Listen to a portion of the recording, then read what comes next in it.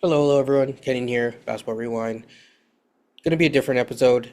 Free agency is kind of rumbling on, and I'm going to give you an update related to free agency soon enough. But as it relates to free agency, there are some interesting stories that have popped up. I think the one that is most interesting to me has to do with a number of the players in free agency getting implicated with gambling, with sports gambling, prop bets, and things like that. I think it's interesting because as a Raptor fan, we recently saw one of our own players get implicated in a similar kind of, gambling issue. And you don't want to, you want this basically the league to kind of crack down on these things because you don't want it to spiral out of control where there is a fear that the integrity of the game is being compromised. And so, for that reason, it's interesting to kind of go through these. Terry Rozier was one player, but he was cleared and is now innocent. Malik Beasley is another person who was implicated in this. And I think that there was an interesting story that came out related to some of, I guess, the findings that they found in what's probably called discovery as it relates to these things. And so we're just going to kind of go through and then I'll give my thoughts after. Okay. So hopefully you can see my screen. I'm going to make the text a little bit bigger. We're going to just kind of go through this really quickly. So, first things first, credit where credit's due. This is the Detroit News.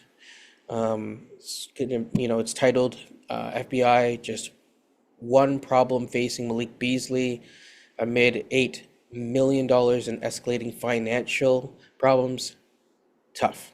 Okay, so we go through. Again, check out the story for yourself. We go through and we start off, and we're talking about how Malik Beasley, really did well in the basketball court in recent times.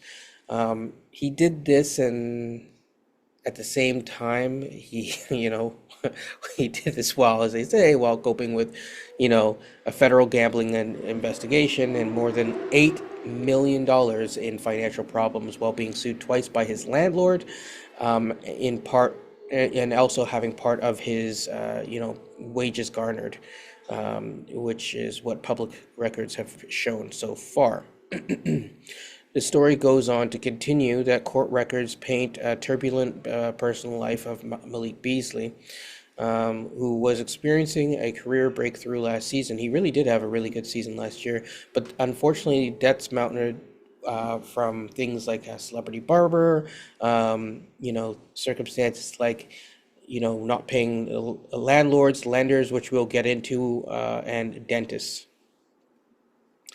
So it goes on. The court records detail years-long financial issues that are emerging as the people who are investigating it, conduct their investigation on him, which is focused on wire fraud, gambling, and prop bets. Malik Beasley, who has signed NBA contracts worth $59 million during his tenure, has not been charged, I should say, with wrongdoings.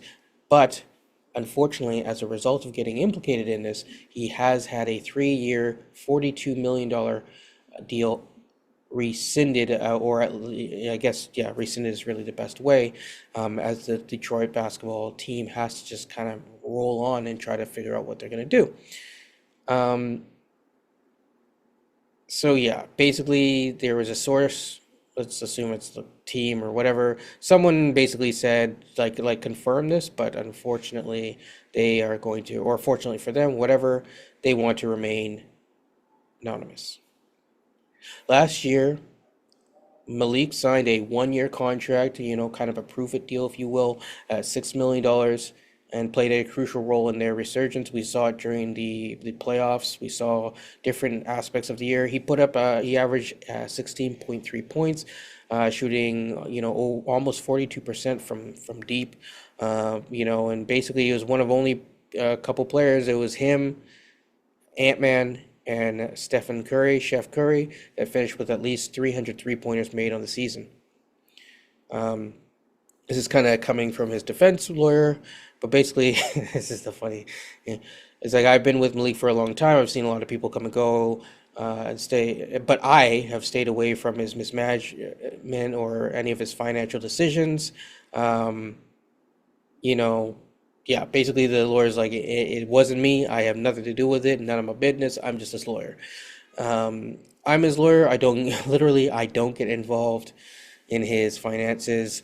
Um, so yeah, basically he's saying that there's a lot of things, a lot of times where you'll get the wrong people involved, people who will mismanage money, and unfortunately, I mean, it's funny,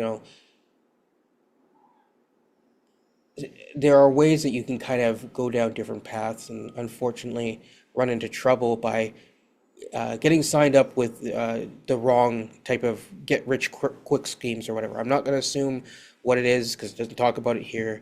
So we're going to keep to the facts of the story. But it's just unfortunate that NBA players fall victim to these things or sign up for these things at times. So yeah.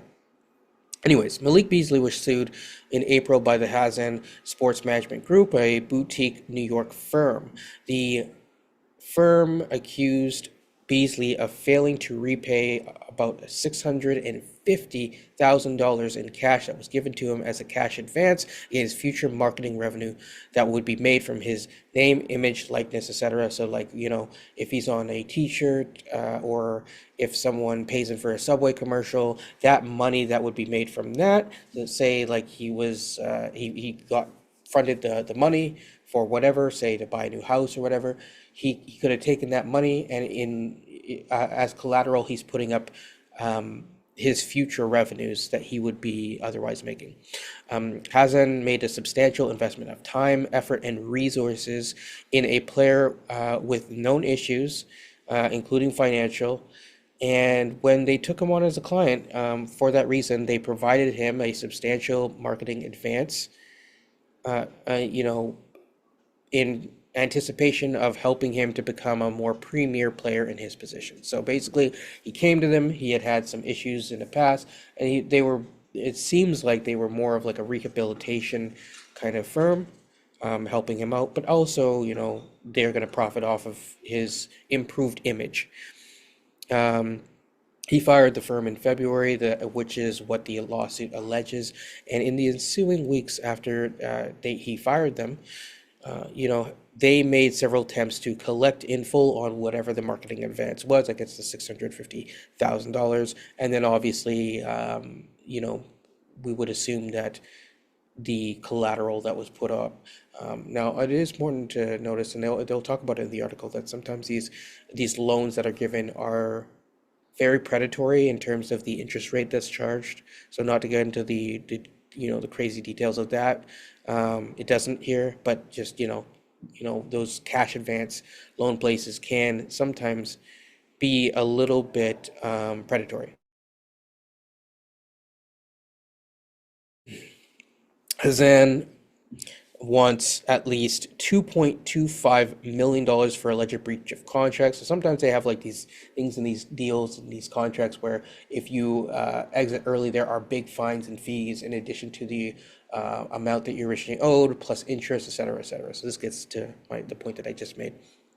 Okay, so Beasley was served a copy of the lawsuit at his Ritz-Carlton Hotel in New York City on, right around the time the playoffs started. So that's a tough time to kind of deal with all this, but has not responded to the lawsuit. On that night he scored six. Yeah, it's just right in the middle of the playoffs. Scored 9 points as the Pistons beat the New York Knicks in Game 2 of their playoff series. It's this Beasley right here during media availability.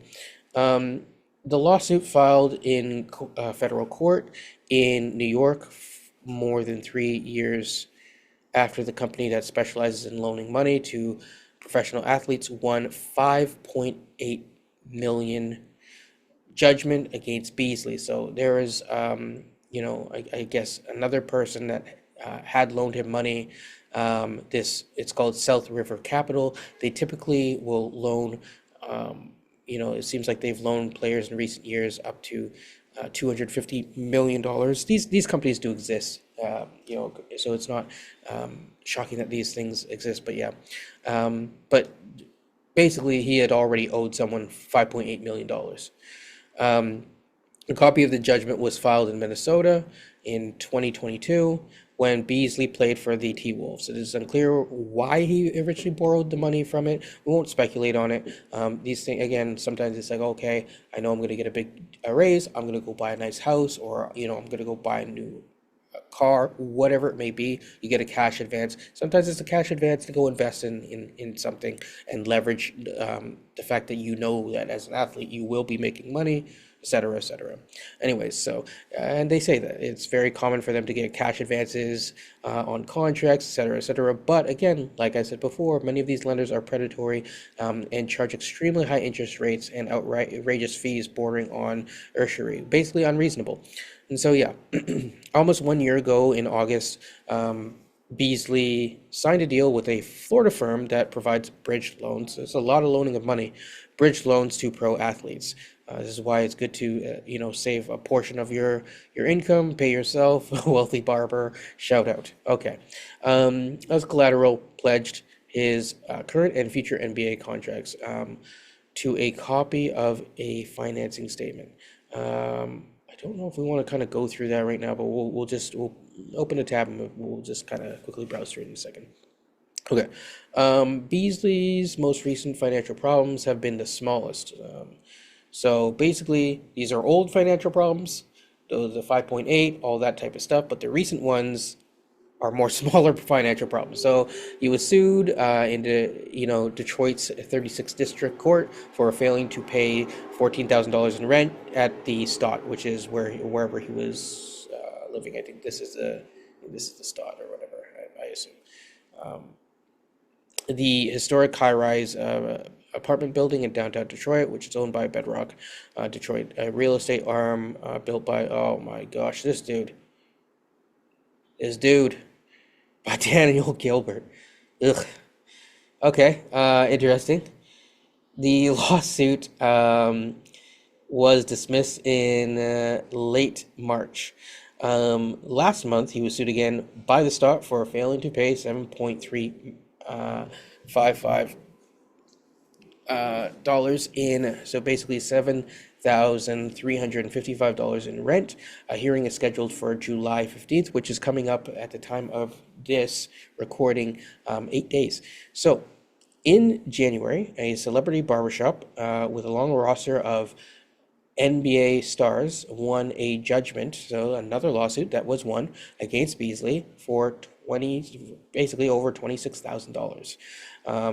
We'll call it Cairo Cuts, it looks like, the barbershop, which operates in Milwaukee, the Bucks, where he was playing between 22 and 24. The judgment marked a falling out in the spring of the 24 season, basically last season, when Beasley was featured in like one of the barbers like Instagram stories, and it showed Beasley in a barber's chair with a caption touting that he was playoff ready. So I don't know, it doesn't really go into more details about that, but let's just assume maybe Beasley wasn't cool with the barber giving him a shout out and whatever, and maybe didn't want to pay after that. But hey, it is what it is. Meanwhile, in January, I'm not sure, it doesn't say January of the same year, but so let's assume January of this year. It says a Minnesota dentist won above $34,000 default judgment, against Beasley, according to court records. I'm not going to try to pronounce this person, but I'll just say the dentist Hassan of Delicate Smiles started to garnish his wages from the Pistons in February, per court records. The debt has not been satisfied, and the dentist did not respond to any messages seeking comments. I'll quickly kind of browse through this. I don't think we want to kind of go through. Yeah, this looks like a boring document to go through, but yeah. I think the reason why I find this to be the most interesting personally is because you could see how just because someone's making millions of dollars does not mean that everything is all hunky dory. I hope for his sake that he is cleared of the gambling wrongdoings or whatever, because you would hate to see another person fall victim to this gambling stuff. Um, I know some people will be like, well, why this or why that? Some of it is addiction. I do not know him personally, so I cannot comment. Um, but it just seems like, if, for example, the dental thing, I was just even thinking the other day, if you look at things like veneers, where it's like $2,500 per tooth, that's how you can get up to owing that much in dentistry, in terms of payments. So I think the key thing is that, you know, as more and more money floods into the NBA, I know that the NBA does provide some of these services, but you really hope that people get well acquainted with the right people around them, with the right team around them to set themselves up for long-term success. Whether you're on a rookie scale or otherwise, or a minimum deal, I think that there are pathways for a lot of these athletes to come out and be successful long term, set themselves up for a future where they can kind of feed their immediate family and themselves, and set themselves up at bare minimum up for the future where they're not in the NBA in some way, shape, or form. And so, you wish for the best. Really tough story to read. Parts of it were kind of peculiar, I'll say. Maybe not funny. May have said funny at the time, but it's not really that funny. It's more like kind of unfortunate. But yeah, and obviously, hopefully, people are aware of those predatory loans. Anyways, I thought that would be an interesting story. I thought I'd share it. It's a little bit different than my normal stuff, but hey, I'm trying new stuff out. I'm trying to see what type of things you guys want to hear. I will be covering Summer League. I will be covering free agency for the free agents that are able to sign. And, yeah, like, comment, subscribe if you like the stuff. If you really do like the stuff, comment below, and I will kind of cover more stories like this as they come through. As you know, Basketball Rewind, we do try to cover things that are related to the league, sometimes WNBA, sometimes the Olympic basketball. All things basketball is really what we're trying to do. And so, yeah, take care, people, and peace.